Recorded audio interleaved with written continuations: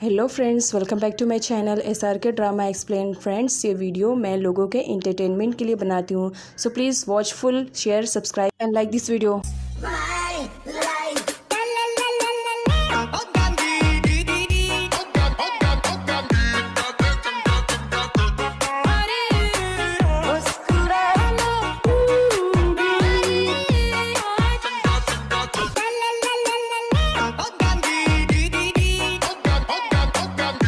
तो जैसे कि हमने प्रीवियस पार्ट में देखा था, सीना वार्ड को अपने कैबिन में लेकर आती है और उसे डोर लॉक करने के लिए कहती है। वार्ड उसे पूछने लगता है कि आखिर बात क्या है, मुझे तुम अलग सी लग रही हो, यू नो व्हाट, थोड़ा सा चेंज।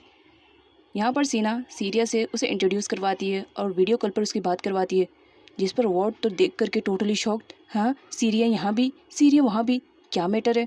यहाँ पर सीरिया उसे बताती है कि तुम जिस लड़की के साथ हो इस वक्त, वो मेरी यंग सिस्टर है और उसका नाम सीना है। अब यहाँ पर वॉट को समझ में आता है कि ये दोनों ट्विन सिस्टर हैं। सीरिया ने सीना को बताया था कि वॉट अच्छा है, इसी वजह से उसने अपनी फीलिंग्स को उसके साथ शेयर किया, ताकि कभी इनकेस कंपनी में कुछ प्रॉब्लम हो जो सीना हैंडल ना कर सके तो वॉट सिचुएशन को हैंडल करे। नेक्स्ट सीन में पीक के हस्बैंड को दिखाया जाता है। वो कंपनी में आया हुआ रहता है और उसकी असिस्टेंट के साथ ही उसका अफेयर रहता है। यहाँ पर वो दोनों एक दूसरे के साथ रोमांस कर रहे होते हैं, तभी पीक की एंट्री होती है और वो जब डोर ओपन करती है तो सबका सब नॉर्मल रहता है और उसकी असिस्टेंट उससे किसी फाइल के रिलेटेड बात करी होती है। पीक आती है और इसे कहती है, तुम्हारे वर्कर्स मुझे बता रहे थे कि तुम किसी चीज़ में बिजी हो, जिस पर उसका हस्बैंड कहता है, नहीं ऐसी कोई बात नहीं, तुम्हारे अलावा मेरा बिजी शेड्यूल कौन है। अब असिस्टेंट जा रही होती है तो उसे रोक कर कहती है, तुम्हारी शर्ट की बटन प्रॉपरली तौर से बंद नहीं है, क्या तुमने सही से बंद नहीं किया। जिस पर वो कहती है, सॉरी मैम, भूल गई, गलती से, जल्दी में बस हो गया। वो उसकी फ्रेगनेंस की स्मेल सूंघती है और कहती है, ये मुझे कुछ जानी पहचानी लग रही है। जिस पर वो बताती है कि मैम, एक्चुअली आप जिस कंपनी का यूज़ करते हो ना, मैं भी उसी कंपनी का यूज़ करती हूँ। जिस पर पीक कहती है, हाँ बहुत अच्छी कंपनी है, इस पागल को तो ये भी मालूम नहीं कि उसका और उसके हस्बैंड का अफेयर चल रहा है। असिस्टेंट के जाने के बाद पीक का हस्बैंड उसके क्लोज आता है और उसे मस्का पॉलिश करने लगता है। तुम यहाँ पर क्यों आई हो, अगर कुछ इंपॉर्टेंट काम था तो तुम मुझे बता सकती थी, इस तरह अपने पैरों को तकलीफ देने की क्या ज़रूरत थी। तुम्हें मालूम है ना मैं तुमसे कितना प्यार करता हूँ, तुम्हें बिल्कुल भी तकलीफ़ में नहीं देख सकता हूँ। जिस पर पीक कहती है, बस इसी वजह से तुम्हें तुमसे कितना ज़्यादा प्यार करती हूँ। अब यहाँ पर पास्ट का सीन दिखाया जाता है। एक्चुअल में पीक के हस्बैंड को इस वजह से मालूम पड़ गया था क्योंकि उसकी सेक्रेटरी ने उसे कॉल करके बता दिया था कि उसकी वाइफ आई है। इधर नोट और क्रिट को दिखाया जाता है जो कंपनी में किसी फाइल के रिलेटेड बात कर रहे होते हैं। यहाँ पर क्रिट को दिखाया जाता है, अब वो ठीक है घर का पर्सनल लॉयर रहता है तो वो ज़्यादातर काम नोट के अंडर में किया करता है। तभी वहाँ पर सीरिया का कॉल आता है जिसे रिसीव करने के लिए वो थोड़ा सा दूर चले जाता है तो नोट उसे देखने लगती है। यहाँ पर सीरिया को दिखाया जाता है, वो नोट से पूछती है कि बताओ, तुम्हें तो मालूम होगा ना कि सीना ने कंपनी को ज्वाइन कर लिया है, क्या सब कुछ वो अच्छे से कर पा रही है कि नहीं। जिस पर क्रिट बताता है, तुम्हें फिक्र करने की ज़रूरत नहीं है, वो तुम्हारी बहन सीरिया है, हर काम को हैंडल करना जानती है।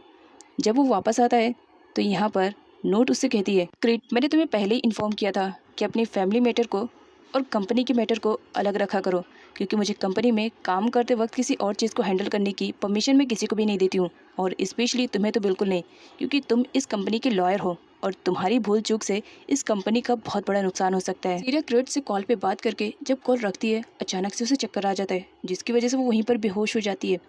नेक्स्ट सीन में नन को दिखाया जाता है जो कि सीना के पैरों की मसाज कर रही होती है और उसे एक्सरसाइज करना सिखा रही होती है, ये कहते हुए कि तुम्हें लोगों के सामने दिखावा तो करना पड़ेगा ना कि तुम प्रॉपरली तौर पे एक्सरसाइज कर रही हो, बस इसी वजह से तुम्हें समझो ट्रेनिंग दे रही हो।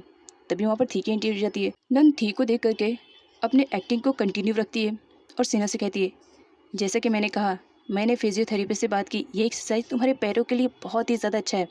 तो थी पूछने लगता है, कौन सी एक्सरसाइज।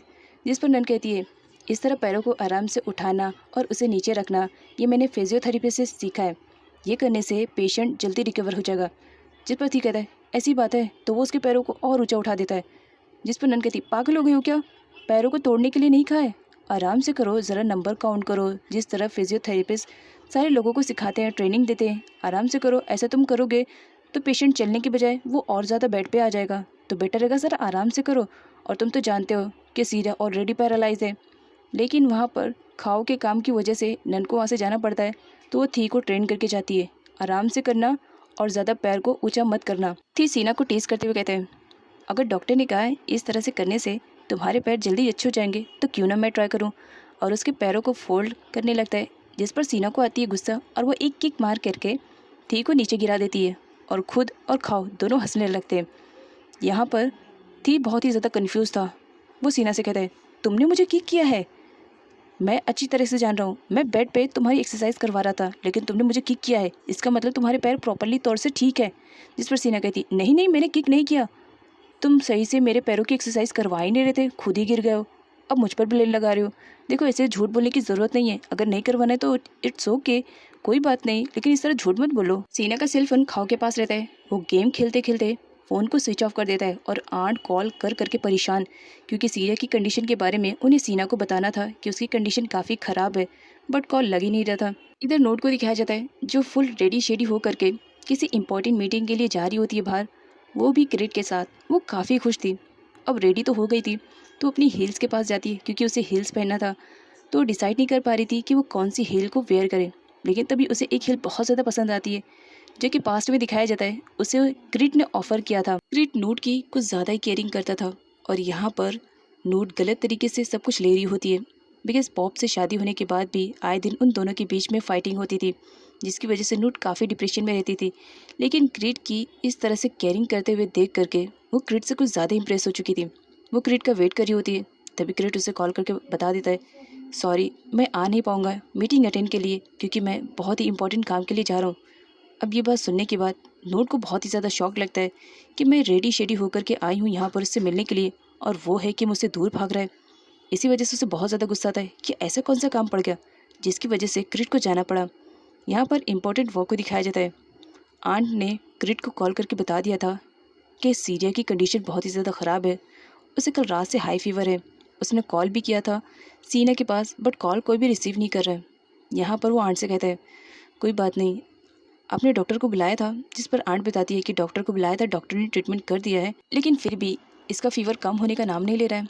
जिस पर क्रिट आंट से कहते हैं, आप जा कर के थोड़ा सा रेस्ट कर लीजिए, मैं यहाँ पर सीरिया की देखभाल के लिए रुका हूँ। सीरिया बेहोश रहती है, हाई फीवर में भी वो पॉप का नाम लिए जा रही होती है। पॉप प्लीज़ मुझे छोड़ कर के मत जाओ, प्लीज़ छोड़ कर के मत जाओ, मैं तुम्हारे बिना कैसे जीऊँगी। और ये सब क्रिट सुनता है, उसे बहुत ही ज़्यादा बुरा लगता है। वो सीरिया की केयरिंग करने के लिए वहीं पर रुक जाता है। जब सीरिया को होश आता है तो क्रिट को देख करके उसे पूछती है, तुम यहाँ पर कैसे, तुम्हें कैसे मालूम पड़ा कि मेरी कंडीशन ख़राब है? जिस पर क्रिट कहता है, आंट ने मुझे कॉल करके सब कुछ बता दिया था, इसी वजह से तो मैं यहाँ पर आया हूँ। नोट गुस्से में अब घर वापस आ चुकी थी, वो मीटिंग भी अटेंड नहीं करती है। यहाँ पर वो नन को क्रिट से बात करते हुए सुनती है, जहाँ पर उसे मालूम पड़ता है कि क्रिट सीरिया की वजह से उस मीटिंग को छोड़ करके गया, मतलब उसके पास नहीं आया। इसी वजह से वो सीरिया पर गुस्सा करने लगती है। क्रिट सीरिया की काफ़ी अच्छे से केयरिंग करता है, वो उसे पार्क में भी लेकर आया हुआ रहता है ताकि थोड़ा सा इन्वायरमेंट चेंज हुए और सीरिया बेटर फील करे। उसके बाद यहाँ पर क्रिट को दिखाया जाता है, वो सीरिया से पूछता है, क्या बात है, आखिर तुम किस वजह से इतनी ज़्यादा परेशान हो? यहाँ पर सीरिया सीना के रिलेटेड उसे बता देती है कि कंपनी में वॉट नाम का बंदा हमारे बारे में सब कुछ जानता है, क्योंकि वो मेरा अच्छा फ्रेंड था, क्योंकि पास्ट में उसने मेरी काफ़ी हेल्प की थी। जिस पर क्रिट कहता है, अच्छा तो ये बात है, इसी वजह से तुम परेशान हो रही थी, फिक्र मत करो, मैं सब कुछ कंपनी में हैंडल कर लूँगा। इधर नोट गुस्से में पागल हो रही थी और अपने सामने जब सीना को देखती है तो सीरिया समझ करके अपना पूरा फ्रस्ट्रेशन निकालने के लिए उसके पास जाती है और उसे कहती है, तुम हमेशा दूसरों की लाइफ में ही क्यों इंटरफेयर करने की कोशिश करती हो? हमेशा अपने काम से काम क्यों नहीं रखती हो? अपनी वजह से हमेशा दूसरों को प्रॉब्लम में डालती हो। जिस पर सीना कहती है, तुम कहने की कोशिश क्या कर रही हो, मुझे कुछ भी समझ में नहीं आ रहा। तो नोट कहती है, ज़्यादा बनने की कोशिश मत करो, मैं यहाँ पर क्रिट की बात कर रही हूँ, तुम्हारी वजह से वो काम पर फोकस नहीं कर पा रहा है। तो सीना नोट से कहती है, क्रिट पर जितना तुम्हारा हक है उतना मेरा भी हक है, वो इस घर का लॉयर है और मुझे भी कुछ इंपॉर्टेंट काम रहते हैं जिसकी वजह से मैं उसे बुलाती हूँ। नेक्स्ट सीन में क्रिट को दिखाया जाता है जो रियल सीरिया की काफ़ी अच्छे से केयरिंग करता है, वो प्रॉपर टाइम पे उसे खाना खिलाता है, मेडिसिन भी खिलाता है। अब जब क्रिट वहाँ से जाने लगता है तो सीरिया उसे कहती है, 2 मिनट रुको, तुम्हारे लिए कुछ है। वो उसे एक बॉक्स में कुछ देती है। जब यहाँ पर क्रिट उसे ओपन करता है तो देख करके उसके फेस पे एक बड़ी सी स्माइल आ जाती है और कहता है, ये कवर मुझे बहुत ही ज़्यादा प्यारा लग रहा है। वो फ़ौरन अपने फ़ोन में उस कवर को अटैच कर देता है और कहता है, ये फ़ोन मेरा कितना ज़्यादा हैंडसम लगने लगा ना, बहुत बढ़िया तुमने गिफ्ट दिया है, बहुत संभाल कर रखूँगा। उसके बाद सीन दिखाया जाता है कंपनी का। सारे लोग बैठ करके किसी टॉपिक पर डिस्कशन कर रहे थे, लेकिन यहाँ पर सीना को हो रही थी जेलसी, क्योंकि थी दारिका के साथ बातें कर रहा था। अब वो देख नहीं सकती थी, इसी वजह से वो वहाँ से चली जाती है। नेक्स्ट सीन में नोट को दिखाया जाता है, वो जानबूझकर क्रिट को अपनी कैबिन में बुलाती है बिकॉज वो उसके साथ ज़्यादा से ज़्यादा टाइम स्पेंड करना चाहती थी। इसी वजह से वो सारे मैटर में किसी ना किसी रीज़न से क्रिट को इंटरफेयर करी जा रही होती है ताकि वो उसी के कैबिन में रहे। यहाँ पर वो अपनी फाइल को जब ओपन करती है तो उसमें लिखा हुआ था यू आर नेक्स्ट, और वो भी ब्लड से, जिसे देखने के बाद नोट तो बहुत ही ज़्यादा डर जाती है। वो फ़ौरन पीछे हट जाती है और काँपने लगती है कि आखिर ये सब किसने लिखा है, वो भी ब्लड से। तो यहाँ पर क्रिट उसकी केयरिंग कर रहा होता है और उसे समझा रहा होता है कि लंबी लंबी सांस लो, देखो यहाँ पर कुछ भी नहीं हुआ है, तुम ठीक हो, सेफ हो, मैं यहाँ पर हूँ। वैसे क्रिट अच्छा था, इसी वजह से वो हर किसी के साथ अच्छा बिहेवियर कर रहा था, लेकिन कुछ लोग ऐसे थे जो उसके अच्छे बिहेवियर को भी गलत तरीके से ले रहे होते। जैसे कि यहाँ पर नोट। अब यहाँ पर नोट से कहने लगती है देखो इसके बारे में मैं नहीं चाहती हूँ कि तुम किसी और को बताओ, ये तुम्हारे और मेरे बीच सीक्रेट रहेगा। थी भी उसका सीक्रेट रखने के लिए रेडी हो गया था और उसे काम डाउन कराते हुए कहता है फिक्र मत करो, मैं तुम्हारा सीक्रेट सीक्रेट ही रखूंगा। नेक्स्ट मॉर्निंग रियल सीरिया क्रिट के साथ अपने फ्रेंड वॉट से मिलने के लिए गई हुई रहती है। वॉट के थ्रू यहाँ पर इन दोनों को मालूम पड़ता है कि पीक का हस्बैंड उसे चीट कर रहा है, वो अपनी ही असिस्टेंट के साथ अफेयर कर रहा है और ये बात पीक को बिल्कुल भी मालूम नहीं है। तो सीरिया कहती है वैसे कहने को तो पीक बहुत ही ज़्यादा इतराती रहती है कि उसके हस्बैंड का किसी के साथ अफेयर नहीं है, लेकिन जब उसे मालूम पड़ेगा तो उसे बहुत ही ज़्यादा बुरा लगेगा। सीरिया वॉट से कहती है तुम्हें तो सब कुछ मालूम है कि मेरी बहन सीना उस कंपनी में काम कर रही है, तो प्लीज़ उसे सपोर्ट करना। जिस पर वॉट कहता है फिक्र मत करो, फ्रेंडशिप की ये निभानी पड़ेगी, मैं उसका ख्याल रखूँगा।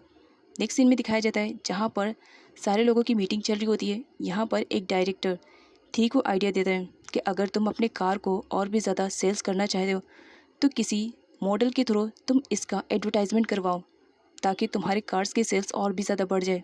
थी को आइडिया बहुत पसंद आता है और यहाँ पर डायरेक्टर को दिखाया जाता है वो इस काम के लिए चुनता है सीना को। वो सीना के पास कॉल करता है।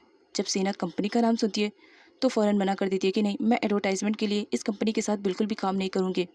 जिस पर डायरेक्टर उससे कह रहा है ये तुम्हारे लिए गोल्डन अपॉर्चुनिटी है, लेकिन सीना मना कर देती है और कहती है कि सॉरी मैं ये काम नहीं कर पाऊँगी क्योंकि ये करना मेरे लिए बहुत ही ज़्यादा मुश्किल है, और वो कॉल को कट कर देती है। डायरेक्टर उसे बार बार कॉल करने की कोशिश कर रहा था, लेकिन सीना ने अपने फ़ोन को स्विच ऑफ कर दिया था। इधर थी को दिखाया जाता है जब वो घर वापस आता है तो डायरेक्टर का उसके पास कॉल आता है। वो पूछने लगता है कि बताओ कौन सी मॉडल है जो हमारे एडवर्टाइजमेंट के लिए काम करने वाली है। बट यहाँ पर डायरेक्टर से मना कर देता है कि मैं जिस मॉडल से बात करने की कोशिश कर रहा था उसने तो साफ मना कर दिया। तो यहाँ पर थी उसे कहता है तुम मुझे एक बार उसका कॉन्टैक्ट नंबर दो, हो सकता है मेरे बात करने से वो कन्विंस हो जाए। बट यहाँ पर डायरेक्टर कहता है वो किसी से भी बात नहीं करती है और इंडस्ट्री में वो बहुत ही ज़्यादा अच्छी है और एक्टिव है और स्टैंड तो बहुत हार्ड करती है। वो उसके बदले उसकी सिक्योरिटी का नंबर देता है, आई मीन टू से वो नन का कॉन्टैक्ट नंबर देता है और नन थी के ही सामने रहती है। थी कॉल करता है और उसके सामने नन का कॉल रिंगिंग होता है। तो नन थी से कहती है लग रहा है मेरा इंपॉर्टेंट कॉल है, मैं रिसीव करके आ रही हूँ।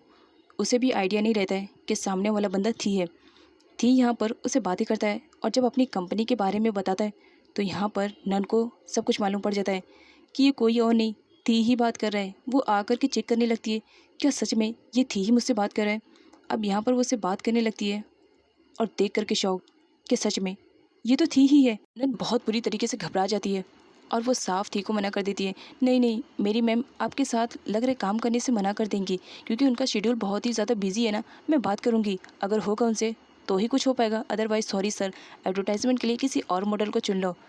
थी को यहाँ पर अजीब लगता है, उसे ऐसा लगता है कि मैं जिस पर्सन से बात कर रहा हूँ वो मेरे सामने है, लेकिन यहाँ पर नन ऐसा रिएक्ट करने लगती है कि मानो वो किसी और बंदे से बात करी है। नन बहुत ही ज़्यादा बुरी तरीके से डर जाती है और वो सीधा भागते हुए सीना के पास आती है और कहती है थी को कहीं अगर हमारे बारे में पता चल गया तो, और थी से उसकी हुई बातों के बारे में सब कुछ बता देती है। जिस पर सीना कहती है जिस बात का डर था वही हुआ, मैं जिस काम के लिए मना कर रही हूँ वो काम थी का ही है। जिस पर नन को यहाँ पर सब कुछ समझ में आता है।